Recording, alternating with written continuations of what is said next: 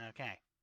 So today we're going to talk about what I consider to be irrational expectations and discussion topics to have about Elden Ring's future, and what I consider to be more rational explanations and discussion topics to have about Elden Ring's future. So when I say irrational, I mean things that people typically say, things that I've had discussions with people about that just aren't going to happen. And it's not going to happen because of from the deductions I've made based on From Software's development history and balance patch history regarding the Soulsborne franchise series. I'm proper grammar there. And things that uh, things that are more likely to happen. Because a lot of people are asking a lot of things of this game, and someone's going to be disappointed at this rate. I mean, someone's always disappointed. It's the friggin' Souls community. But point is, yeah. So we'll begin with serious overhaul changes regarding things like Ashes of War.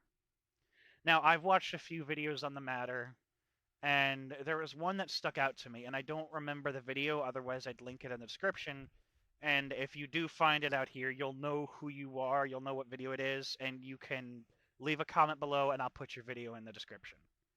Uh, I'm a fucking faceless nobody, and your video has like a few tenths of thousands of views or something. So, anyways, um, this one in particular will touch upon that.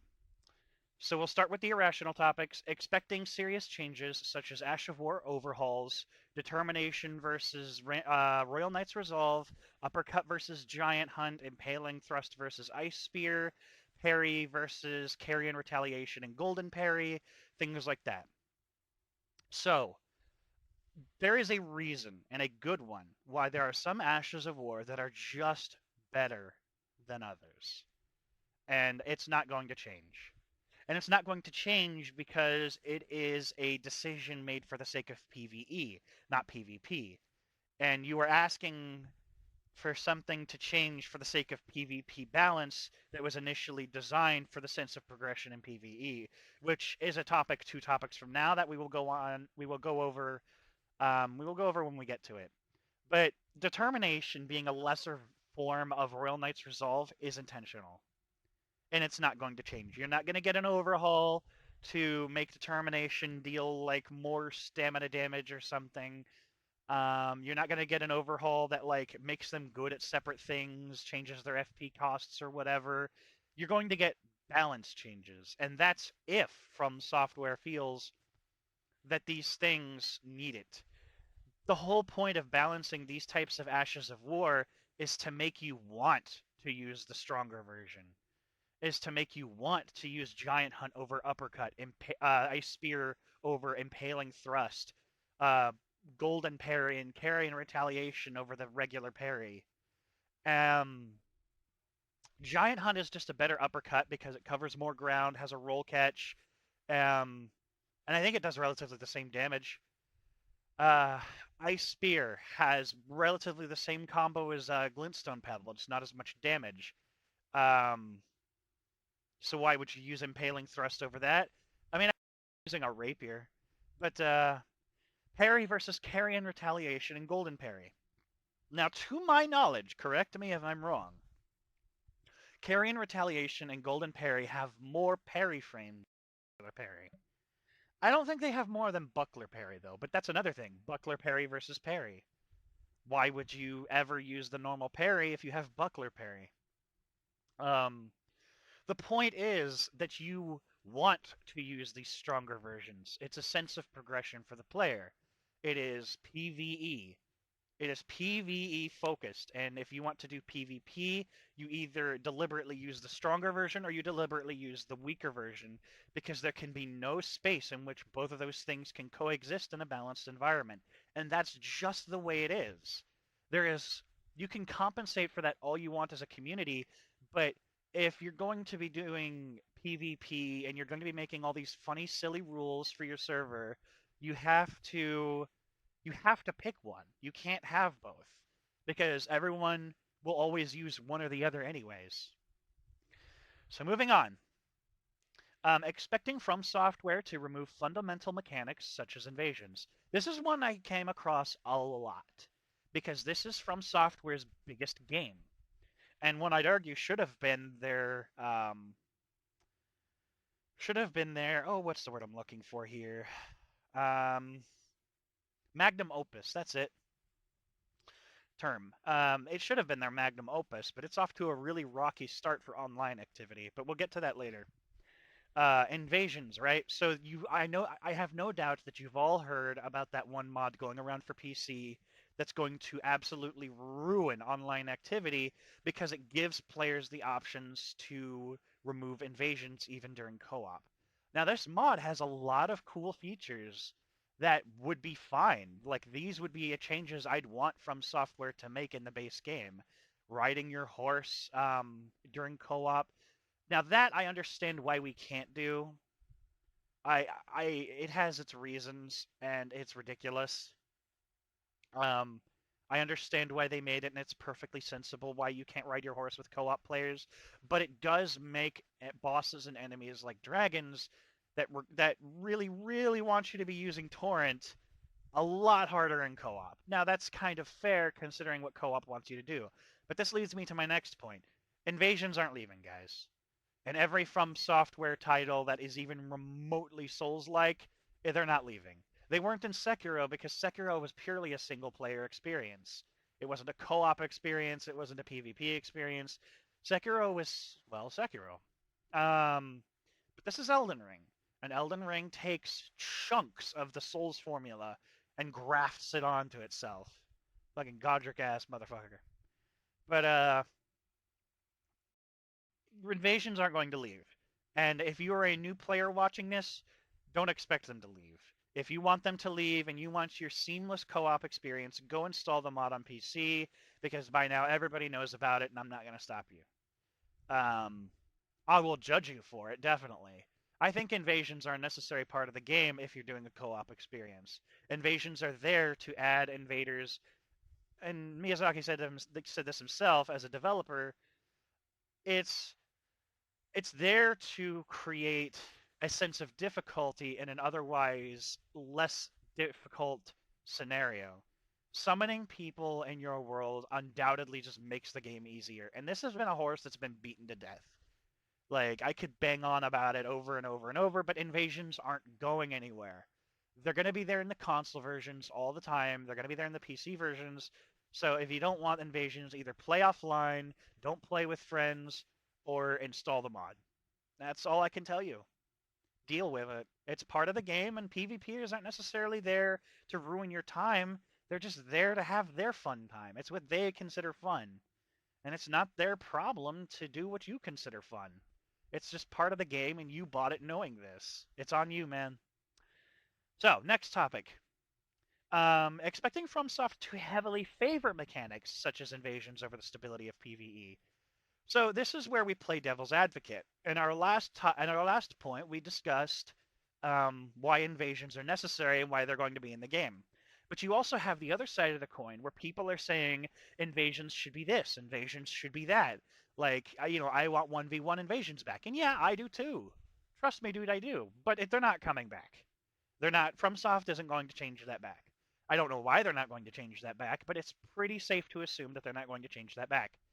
Um, and as far as like heavily favoring invasion mechanics over the stability of PvE, invaders are supposed to be unnaturally strong enemies that the player has to face to even out the balance. Another thing Miyazaki said was that he never intended for it to become a player killing mechanic. It's more of like a hunting scenario, you know?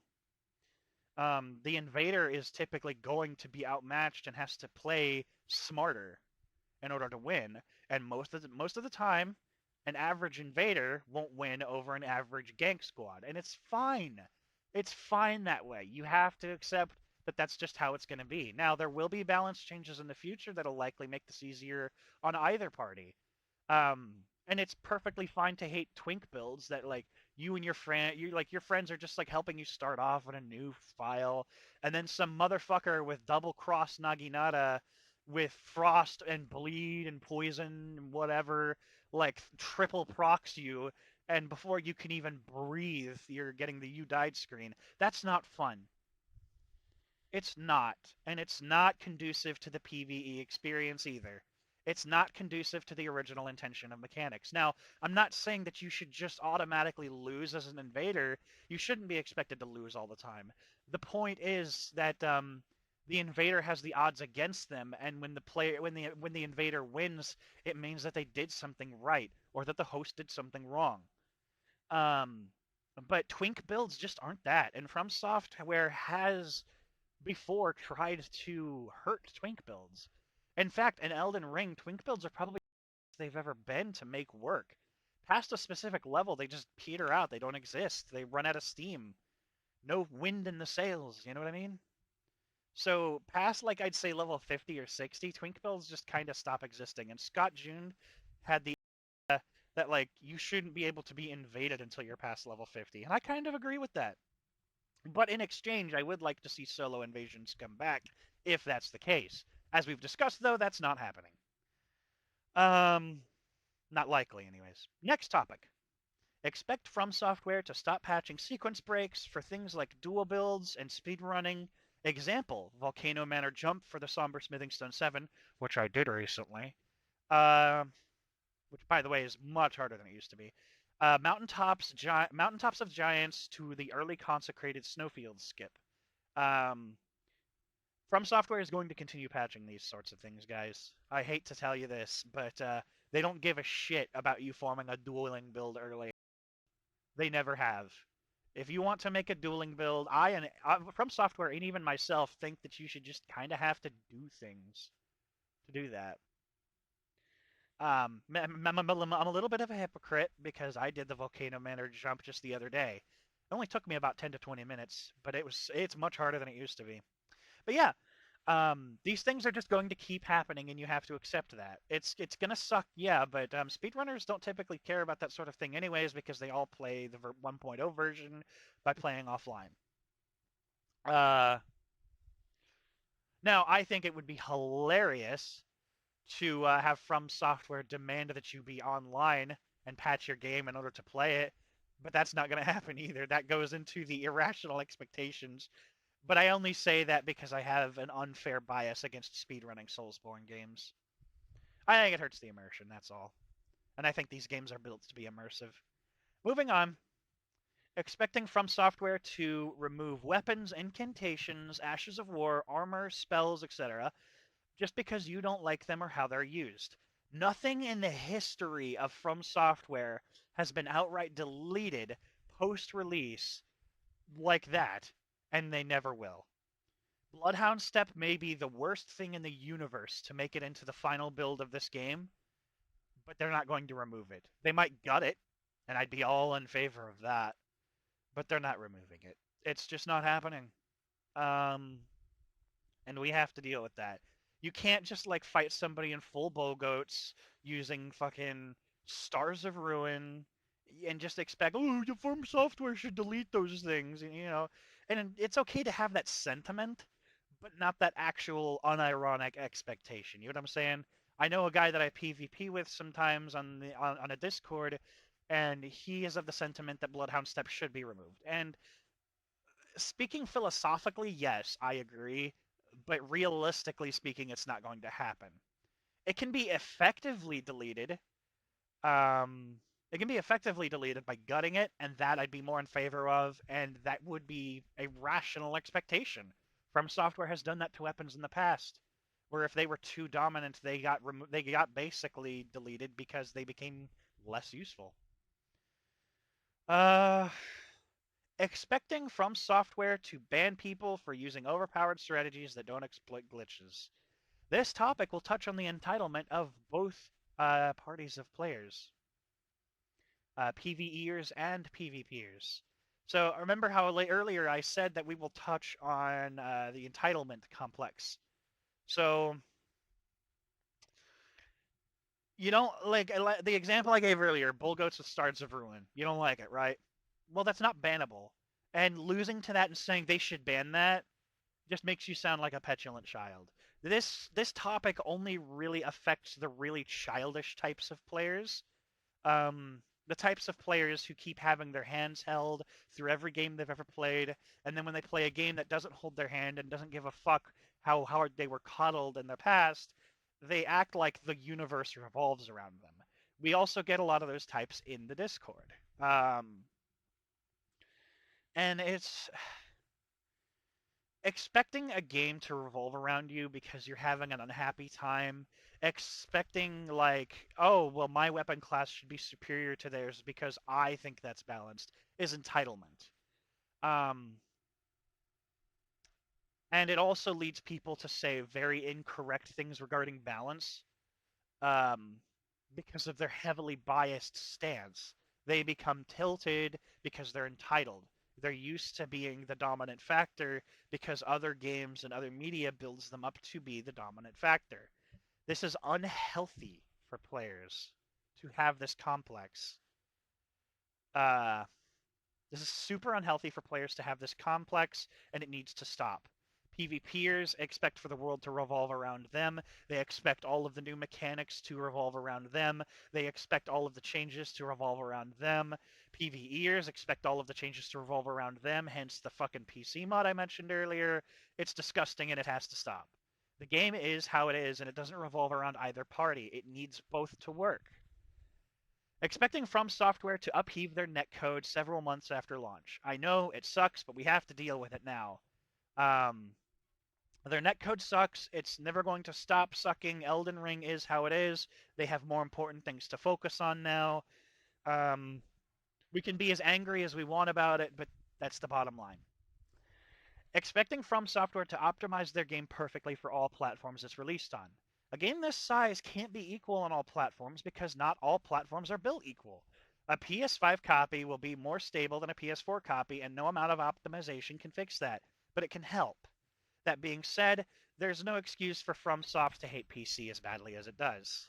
As much as I don't play PC, guys, I understand the pain you're going through, and it's not fair. Even on a well-built PC, this game has issues, and that's not cool. Rational expectations. All right, so we're on the home stretch here. We're past the 17-minute mark, which means I gotta start fucking picking this up. Expecting From Software to increase server stability.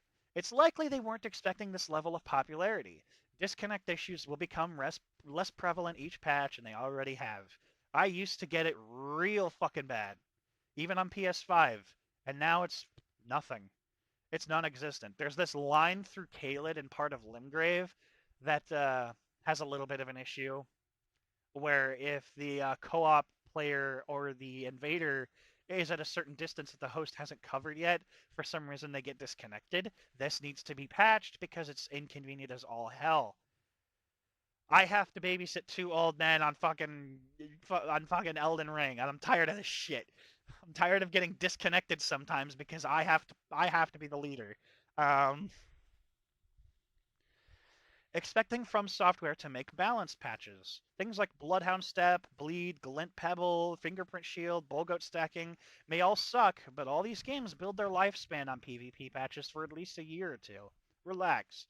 While they will never be removed, it's likely we'll see change. So expecting From to start balancing things is a healthy expectation. Expecting From Software to make quality of life changes. Now, this is one that some of you may not agree with because From Software typically hasn't had mechanics in the past. They typically haven't patched things like this in the past, but they started to in Elden Ring, and that's what gives me hope. We may not have seen the last of changes regarding the alter garment system, players per world, co-op accessibility, and NPC quest streamlining because they've already shown that they care about all of the, well, not all of those things. The alter garment system appears to be thrown in the trash, but I'm holding out vain hope. So shut up. I want to see my alter garments look better. Um, I wholeheartedly think that I wholeheartedly think that this is gonna work out just fine. Closing thoughts. There's a lot more I can say in the heat of the moment, but I think this covers most of what lingers on my mind. Remember also that a meta is what the players define it as, and From Software has no obligation to balance specifically around that. Not everything I say may come true, and maybe even some things I say are irrational will come true and surprise me. If we decide a meta It's sometimes our job to make it work and not theirs. If we make the bed, we need to lie in it. If we make the rules, then it's our fault for being miserable with them. Which is why I play at level 150 and doesn't afraid of anything. Okay, see ya.